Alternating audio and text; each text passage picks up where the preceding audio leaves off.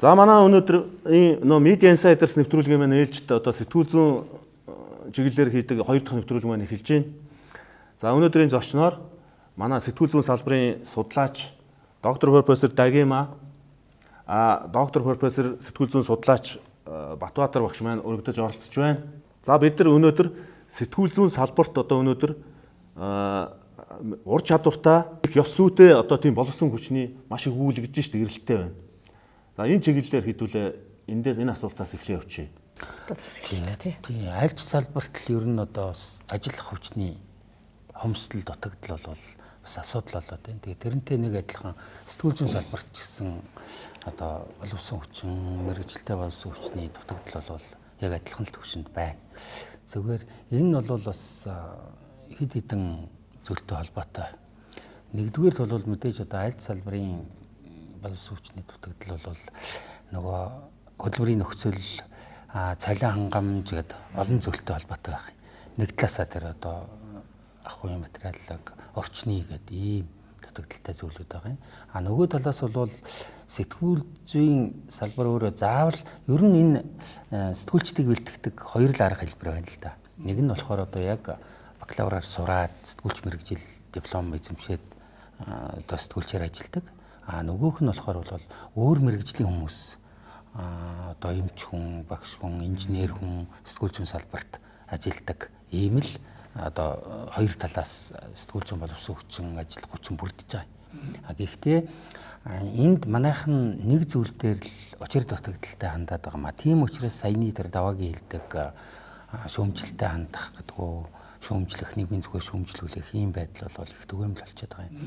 Энэ юу вэ гэхээр түрүү хэлсэн сэтгүүлч мэргэжилтэй мэргэжлийн дипломтой байж болно. Эсвэл бол одоо инженерийн дипломтой сэтгүүлчээр ажиллах хэвлэл мэдээллийн салбарт ажиллаж болно гэж. Дуламжлалт арга хэлбэрийн хувьд бол. Тэгэхээр энэ ямар шаардлага тавьдаг вэ гэхээр сэтгүүл зүй гэдэг чинь өөрийн гэсэн арга зүй, технологитой, өөрийн стандарттай.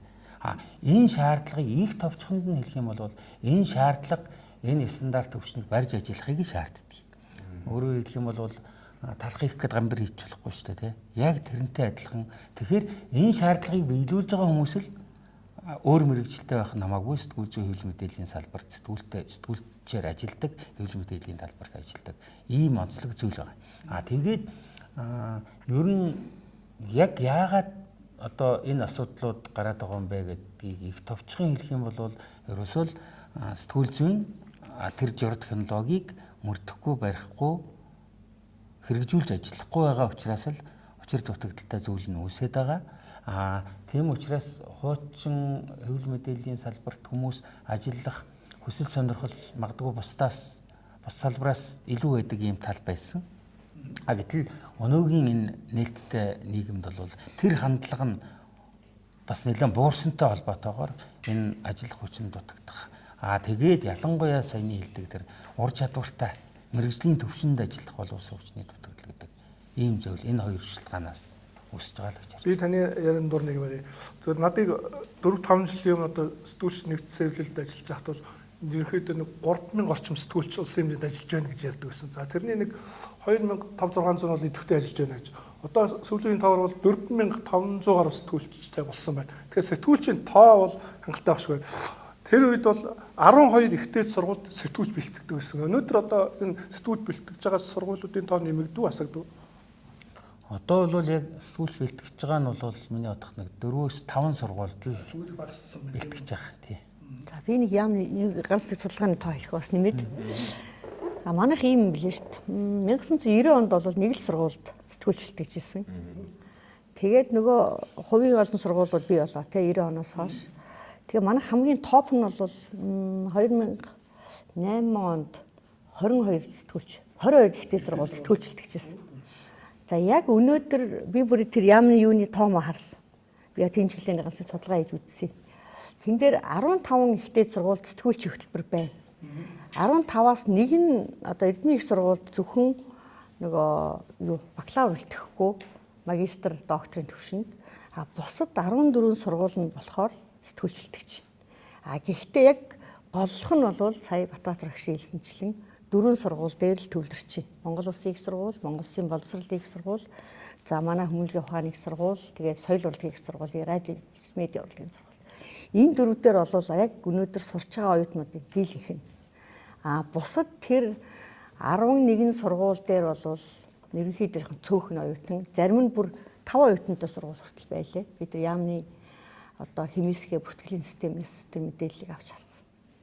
4-5 оюутантай сургууль багш байхгүй яг өнөөдөр үүндээ тийм зарим сургуулиуд байна шүү. Ер нь бол сэтгүүлчийн энэ за сэтгүүлчийн хөтөлбөртэй тийм сургууль 15 сургууль байна гэж. Сэтгүүлчийг тэр одоо бэлтгэж байгаа ихтэй сургуулиуд яг сэтгүүлчд ер нь ур чадварыг хэн солгож өгсөн бэ? Хэн одоо онлайн төвшөнд ихтэй сургуульд нь бэлтгэдэг юм уу? Эсвэл редакц ер нь сэтгүүлчээ өөрөө ур чадварыг сайжруулж ингээд боловсруулаад хөгжүүлж явах хэрэгтэй юм. Бусад мэрэгчлүүдтэй л адилхан л та. Зөвхөн би бол бодгийн ер нь дээд боловсрал тэр тусмаа үндэсний дээд боловсролын тогтолцоо гэдэг бол өөрөө онцлог салбар.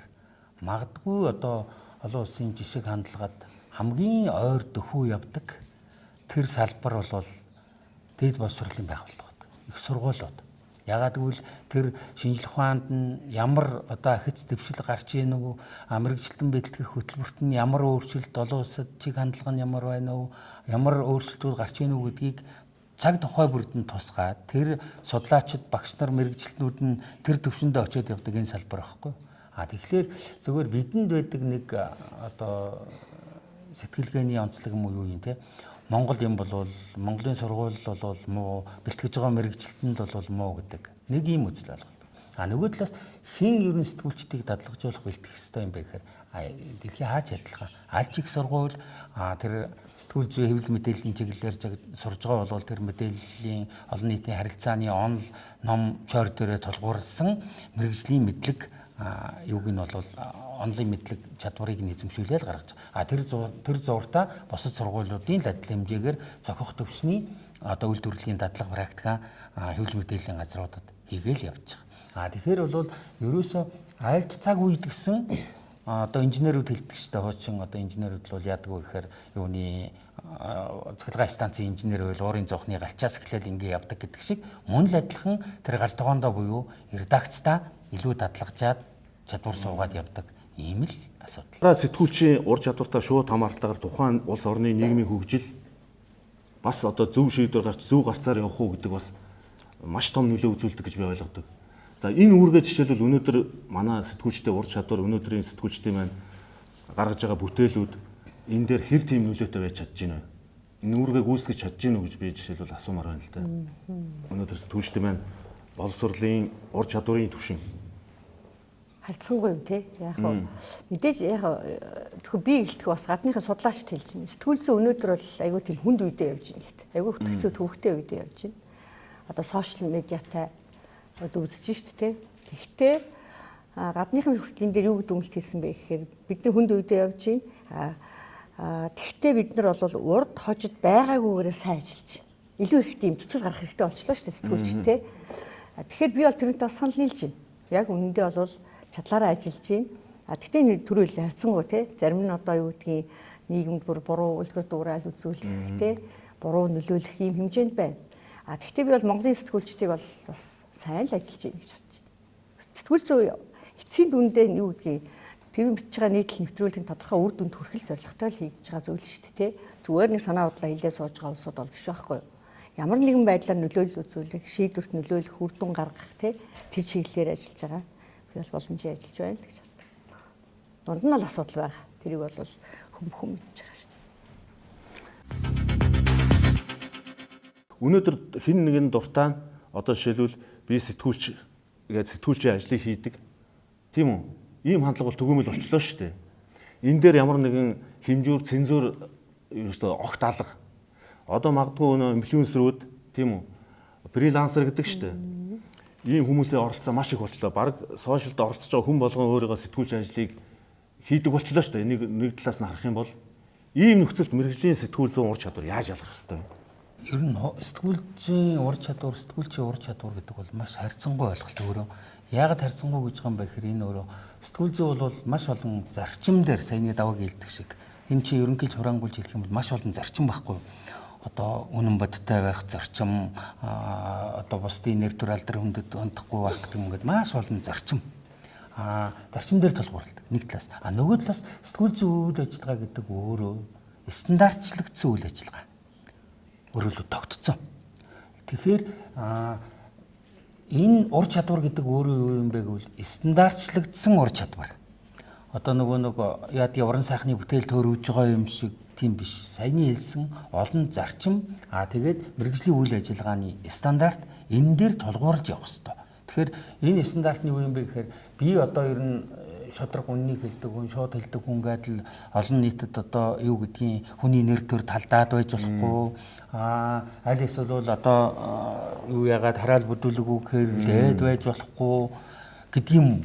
Тэгээд ямар нэгэн зохиомл зүйл хийгээд байж болохгүй, худал хуурмаг юм хийгээд байж болохгүй, бусдын одоо нөлөөлөл юунд автаад байж болохгүй, нөгөө бие даасан хараат бас бодит гэдэг ингээд энэ олон зарчим дээр тулгуурлаж явдаг учраас сэтгүүлчийн ур чадвар гэдэг бол өөрөө тэр олон нийтэд зориулж хүргэж байгаа мэдээлэлээ одоо бодит өнцгийг энэ олох, зөв баримтан дээр тулгуурласан бодиттой зөв үнцгийг нь олох тэрнийга яг ямар сэтгүүл зүйн ямар одоо хэлбэрээр хүргэх үү одоо худал хуурмаг байдлаас юм уу бусдын нөлөөллөөс яаж ангид байх вэ гэд энэ бүх зарчим стандарт дээр тулгуурлаж чадж байгаа тэр чадварыг л ур чадвар гэж байгаа. Сэтгүүлчийн ур чадвар гэж байгаа. Тэрнээс бол гой сайхан хэлэх, чөлөөтэй сэтгэх, одоо юу гэдгийг төрүүлж алхах, ирээдүйг бүтээх, одоо энтер гэдэг бол утоп зүйл. Тэр сэтгүүлчийн ур чадвартай хамаатай зүйл биш. Яагаад утоп гэж? Яагаад гэвэл сэтгүүлч ингэдэг байхгүй.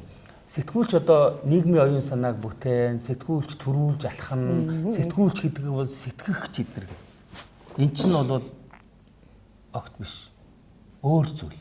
Юу юм бэ гэхээр сэтгүүлч ер нь юу юм бэ гэвэл иргэний мэдээллийн эрхэд үйлчилдэг, үйлчилгээний ажлыг эрхэлж байгаа хүнийг л сэтгүүлч гэж байгаа. Иргэний мэдэх эрх гэдэг нь юу юм бэ гэвэл энэ бодит үнэн мэдээллийг л хүртэж хүлээж авах эрхтэй шүү дээ.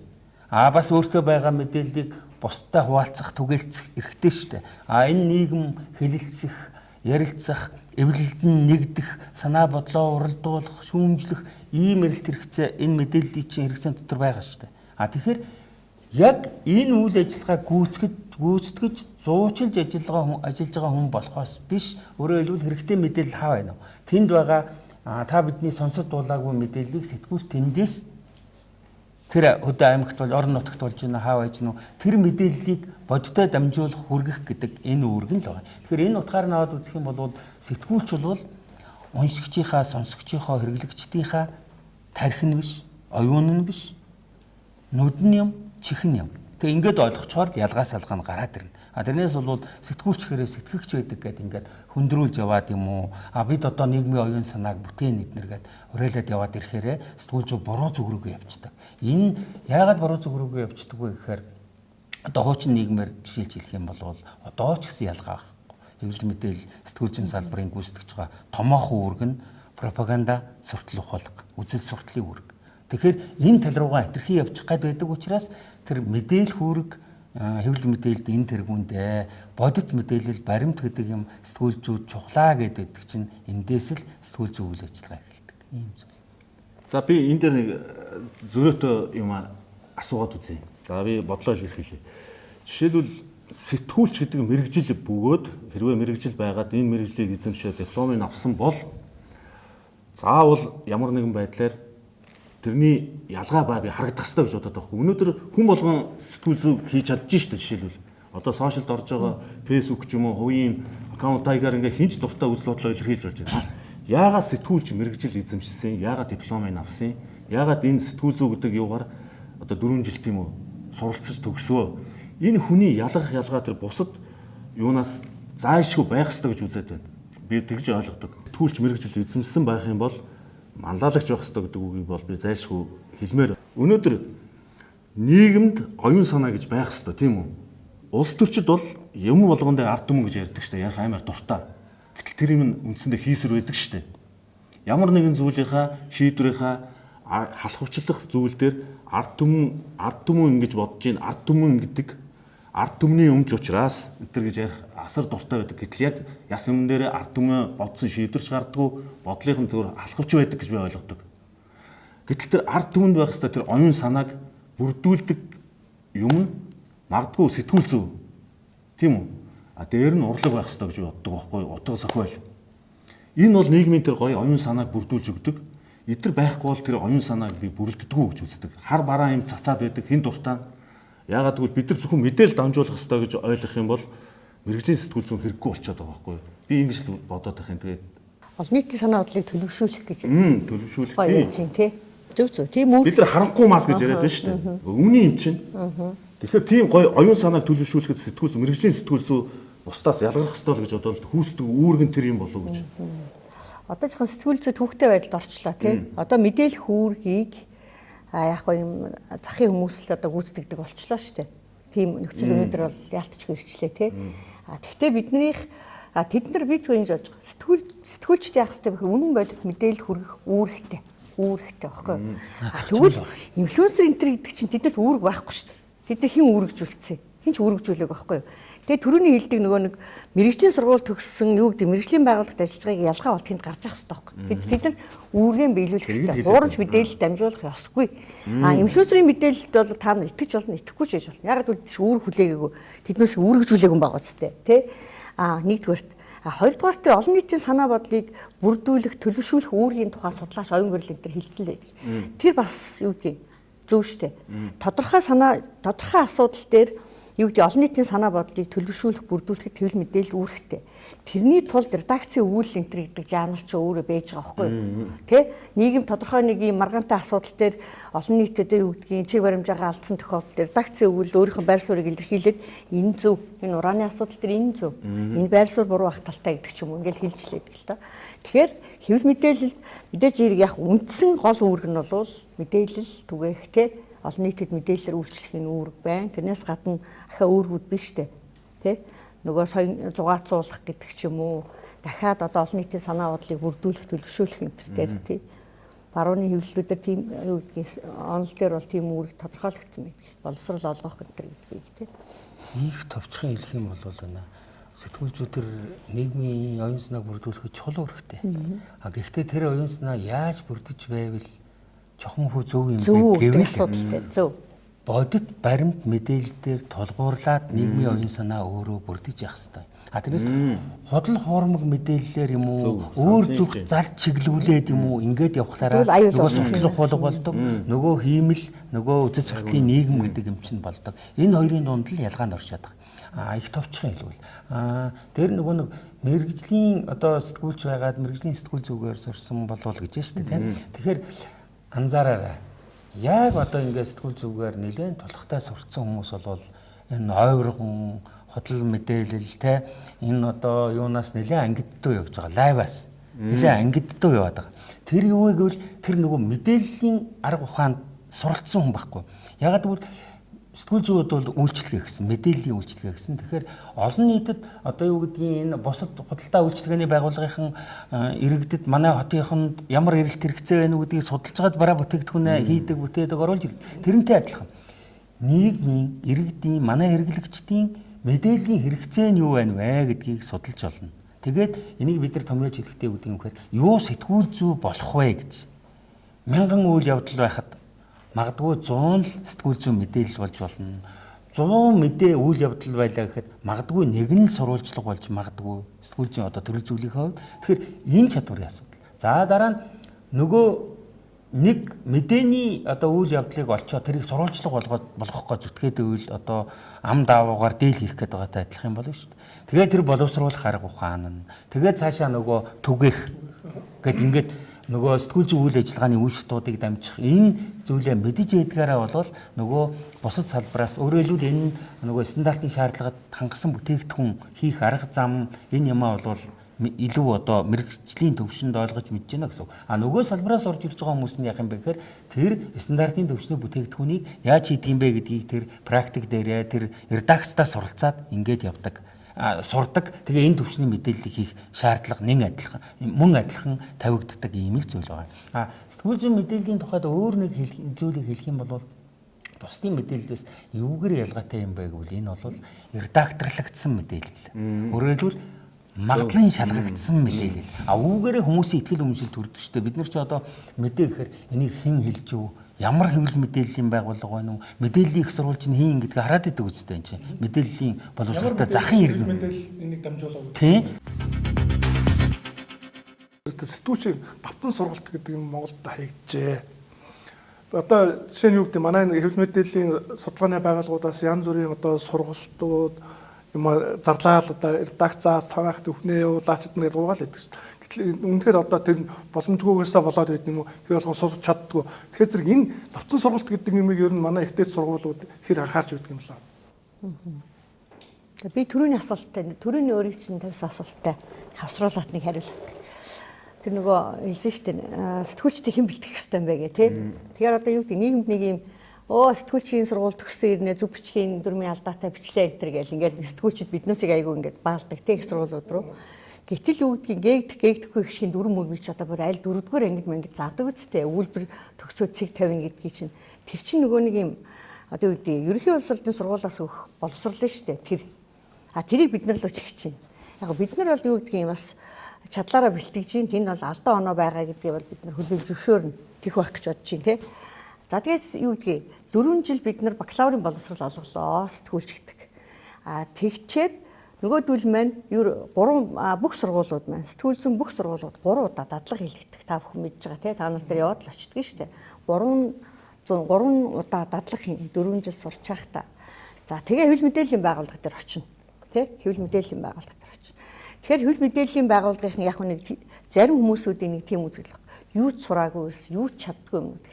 Гэтэл дэлхийн жишг нь уулын тийм л мэйл. Жишээлбэл Deutsche Welle Academy гэдэг чинь хажуудаа нэг юм төгсөөд ирсэн оюутнуудаа ингээд дахин ингээд сургаа тий илүү дадлагжуулаад өөрийнхөө хүн болгодог тийм жижигхэн юм институт байгууллага байж л байдаг тий.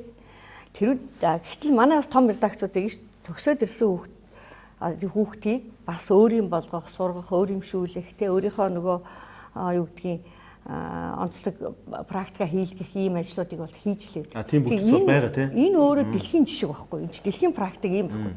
Гэхдээ би зүгээр энэ яг хоо зарим оюутнууд нэлээд багш намайг юу ч чадахгүй байна гэж энэ төр гээ тий. Тэгэхээр би зүгээр дотроо би боддог. Тэр сэтгүүлч одоо мундаг болцсон тэр юу гэдэг албаны дарга ч юм уу мэдхгүй одоо хариуцлагатай нарийн бичгийн дарга ч юм уу тэр том хүн яг дөнгөж төгсөөд их сургууль төгсөөд очихдаа тийм мундаг байсан юм. Яг ерөнхий редакторын хэмжээнд байж чадсан юм уу? Хэн байсан бэ гэж? Тий, чадсан юм уу? Чадаагүй шүү дээ. Яг л адилхан тэр 4 жил сураад очиж хүүхчил байсан болов уу гэж би боддог шүү дээ. Тэгэхээр юу гэдгийг сэтгүүлчдийг боловсруулалтанд бий болгоно бэлтгэн гэдэг нь бол зөвхөн ихтэй сургуулиудын үүрэг болов биш. За ингээ ярихаар нөгөө та нар төлбөрийг авчаа бид нар яхаар бэлтгэдийн гэдэг асуудал гарах байх. Гэхдээ нэгэн төрөө одоо хамгийн ихний асуулт тэр байлаа шүү дээ. Салбарт боловсон хүчин дутагдаад байна гэд. Гэтэл өнөөдөр яг ийм нөхцөл байдал дээр бид нар энэ салбарын сайн сайхны төлөө бид нар хамтран зүтгэх хэрэгтэй байхгүй. Би бол тэгж боддгийг. Их сургууль байна. Бид нар бол мэдээж хэрэг төлбөрөө авсан үйлчлэгээ үзүүлж байгаа юм чинь чадлаараа үзүүлнэ. Гэхдээ та нар очихт нь бас ингээд сайхан бөөцөөлөөрөө тий сургаж аваарай, дадлагжуулаарай гэж би ингэж хэлмээр болдог. Тийм. Яг хоо мэдээж ингээ ярих юм бол маш олон талын юм ярих хэрэг гарна тийм үү. Тэгээ зүгээр магадгүй нэг хэсэг чинь Монголд одоо яалаа шүү дээ. Хуульч, сэтгүүлч мэргэжил хоёроор борооны дараах мөөг гэдэг л хамгийн урд дургадаг юм чи одоо тэр үн шиг гарч ирлээ шүү дээ. Одоо 22 сургууль байсан гэж шүү дээ. Зарим нь 5 оюутантай ч байсан гэж яах шиг. Магадгүй энэ үзэгдэл жаахан байхгүй болсон учраас магадгүй одоо арай сургалт сайн болж байгаа бах. Дээд сургууль төгссөн өөр мэргэжлэр төгссөн эмчнэр тийм үү? Инженерүүд тийм үү? Одоо багш нар энэ мэргэжлийн хүмүүс өөрсдөө чиглэлээр одоо мэргэшээ тийм үү?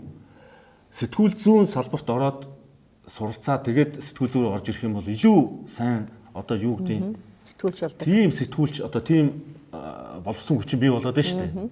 Энэ тал руу жишээлбэл та нар юу гэж боддог вэ? Би одоо хэрвээ сэтгүүл зүүн сургуультаа бөгөөд би сэтгүүл зүүн багш байх юм бол би сургуультаа тийм цензур тавина гэж боддог хүн. Сэтгүүлч энэ хэлцээ ингэж өөрчилж авах. Ой би зүгээр ийм асуулт дотроо боддог байхгүй яагаад гэж болдгоо юм бэ? Хөөх асуулт үү те. Угаасаа нөгөө хэлсэн шүү дээ. Зарим нь болохоор одоо бакалаврын сэтгүүлч мэргэжлэр төгссөн хүмүүс, зарим нь огт өөр мэргэжлийн хүмүүс орж ирээд нэг стандартын шаардлага хангасан бүтээгдэхүүн үйлдвэрлэхийн төлөөд ажилладаг. Тэгээ энэ дээр нийцүүлээд явдаг. Ийм л одоо дэлхий дээр ийм сэтгүүл зүйн салбарт ажилладаг хүмүүсийн ийм хоёр одоо урсгалаас бүрддэг юм а гэж. Тэгэхээр ер нь бол мэдээж хэрэг нөгөө одоо анагаахын мэрэгжлийн хүн байвал анагаахын чиглэлээр техникийн инженер хүн байх юм бол одоо инженер ухаан юуны чиглэлээр сайн сэтгүүлчид төрж гардаг ийм бүр төрдөргөө одоо сэтгүүл зүйн практик өөрөө харуулдаг. А нөгөө талаас бол ер нь одоо бүр ихссэн баг. Хэдхэн жилийн өмнө манайд яг адилхан байсан. Олон улсад нэг тийм 50-50 харьцаатай л явдаг. Яг сэтгүүлч мэрэгчлэр төгссөн өөр салбараас орж ирсэн сэтгүүлчийн салбарт ажиллаж байгаа гэдэг. Манайд яг адилхан мөн адилхан 50-50 харьцаатай ийм судалгаа бас олон жилийн туршид гарч ирсэн. Тэгэхдээ одоо сүүлийн 5-10 жил бол энэ сэтгүүл зүйн нийгэм, сэтгүүл зүйн ертөнц яаж өөрчлөгдөж байгаа вэ? Технологийн нөлөөгөөр энэ дижитал ертөнцид яаж өөрчлөгдөж байгаа вэ? Тэр бол мэдээж хэрэг одоо бүр нөгөө өөр салбараас ажиллах хэсгийнхэн тоо улам их болсон байгаа. Зүгээр би бол нэг зүйл дээр л нэг жоохон юу гэдэг юм да одоо сэтгүүл зүйн сургууль насаар ажилласан хүний хувьд сэтгүүлчдийг бэлтгэсэн мэрэгжлийн багш хүний хувьд бол нэг зүйл жоохон юу гэдэг юм гонцгор байдیں۔ Тэр юу гэхээр эн чинь би хэллээ шүү дээ. Одоо бол 50-аас дээш илүү магадгүй миний таамгаар 60-70 төгрөгөөр орсон байх. Өөр салбарын хүмүүс орж ирж ажилладаг. Тэгээд тэднэр нь мэрэгжлийн үйл ажиллагааны дүрм стандарт хэм хэмжээг барихгүй ажилладаг. Тэр дүрм стандарт хэм хэмжээгүй дүрмгүй тоглогчдоос дүрм стандартгүй хэм хэмжээгүй тийм бүтээгдэхүүнүүд гардаг. Тэн дээр нөгөө сэтгүүл зүйн ёс зүйн гээд бусад олон асуудлууд гарч ирдэг. Тэгээд тэр бүгдийг энэ чинь хязгааргүй нээлттэй ийм талбар болчлоо. Гэтэл тэр бүгдийг хамгийн нэгдүгээр сэтгүүл зүйн салбар руу хэн нэг хүн лайв хийсэн ч нэг хүн одоо хувийнхаа аккаунтаар пост хийсэн ч бүгдийг нь л энэ сэтгүүл зүйн салбар гэдэг. За ингээ хамаагүй муухай бүгдийг хамаатуулцдаг. Нэг хоёрдугаар болохоор тэр нээлттэй талбарт маш олон өөр төрөл мэргэжлийн өөр салбараас ирсэн эн чинь бизнес шүү дээ. Энэ талбарт ирж бизнес хийж яхад бүгдийг нь аваачаад нөгөө хэдэн муу сэтгүүлч бэлтгэдэг сургууль руу нөгөө хэдэн муу сэтгүүл зүйн багш нар руу одоо гол болох болохгүйг нь түлхэдэг. Чиний шавнараа танай сэтгүүлчэд юу гэдгийг те. Тэгэхээр энэ дунд бол бас нэлээд нюанстай юм байдаг. Гэхдээ энийг бол одоо бусдад ялзаах те энэс зүгтах тийм ямар ч арга зам байхгүй. Тэгэхээр юуны төлөө байх ёстой бэ гэхээр бид нэр энэ хэвлэл мэдээллийн гэдэг энэ сэтгүүл зүйн салбарт төрүүчийн хэлдгээр миний олон дахин хэлээд байгаа тэр стандартын шаардлага хангасан нийгмийн иргэдийн хэрэглэгчдийн эрэлт хэрэгцээнд нийцхүйц тэдний эрэлт хэрэгцээг хангах үйц ийм бүтээгдэхүүнийг нийлүүлэх шаардлагыг л хаанаа тавьмаар байгаа юм. Редакцууд нь одоо сургууль муу бэлтгэлээ гэдэг сургууль мэрэгчлэтүүд нь болохоор энэ редакцуудын мэрэгжлийн төвшин гэж одоо хариугүй хачин гэж ингэж хүмжилдэг биш. Хамтраад ингээд зүтгээ түрүү заяагийн хэлснээр одоо нөгөө давтан бэлтгэх тогтолцоог үл те. Энэ редакцууд өөрсдөө нийгэм мэдээллийн чанартай үйлчилгээ үзүүлэхийн тулд ийм бизнес эрхэлж байгаагийн хувьд яах ёстой юм бэ гэхээр бүтээгдэхүүнээ чанаржуулах ёстой. Бүтээгдэхүүнээ чанаржуулахын тулд одоо сэтгүүлч мэрэгчлэтнүүдэд мэрэгжлийн болох ёстой. Мэрэгжлийн төвшөнд ажилладаг. Тэхийн тулд редакцийн санаачлах чухлаа. Сургууль одоо сургалтын байгууллагуудтай хамтраад сэтгүүлчтэй яаж орчин үеийн одоо техник технологиг эзэмшиж хэрэглэдэг мэрэгжлийн төвшний одоо төрөл жанраар сэтгүүл зүйн бүтээгдэхүүн хэрэглэгчдэд нийлүүлж чаддаг ийм төвшөнд өргөх вэ гэдэг дээр тал талаас анхаарал явах юм бол өргөн боломж байж байгаа. Ер нь манай ихтэй сургуулиудад одоо сэтгүүлч бэлтгэж байгаа ихтэй сургуулиуд одоо бусад мэргэжлийн хүмүүс ороод тэгэхээр 2-оос юм уу 2.5 жилээр ингээд тэр сэтгүүл зүйн технологи эзэмшил гаргах тийм хөтөлбөр байна уу?